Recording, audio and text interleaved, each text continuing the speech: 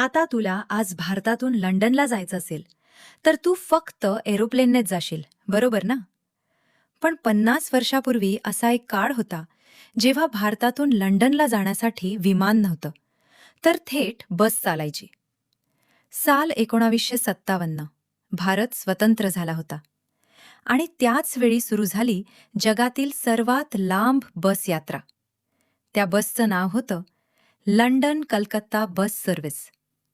ही bus कोलकात्यातून निघून Pakistan, Afghanistan, Iran, Turkey, Bulgaria, Yugoslavia, Austria, Germany, Belgium आणि फ्रान्स मार्गे लंडनपर्यंत पोहोचायची.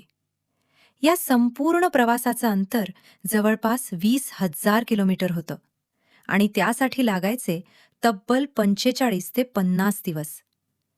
पण ही काही साधी बस नव्हती. तिच्यामध्ये बेड, स्वयंपाकघर, फ्रिज आणि शौचालय सुद्धा होतं. म्हणजे त्या काळातील एक चालती फिरती 5 स्टार हॉटेलच होती. या बसचं भाडं होतं सुमारे 85 ते 145 पाऊंड, जे आजच्या काळात जवळपास 2 ते 3 लाख रुपयांपर्यंत होतं. पण नंतर काळ बदलला. अफगाणिस्तान आणि इराणमधील परिस्थिती बिघडली.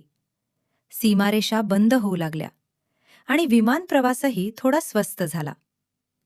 मग 1976 साली भारतातून लंडनला जाणारी ही ऐतिहासिक बससेवा कायमची बंद झाली. आज आपण काही तासात देश बदलतो. पण एक काळ असा होता जेव्हा लोक 2 महिने बसमध्ये बसून जग फिरायचे. व्हिडिओ आवडला असेल तर लाईक आणि सबस्क्राईब नक्की करा.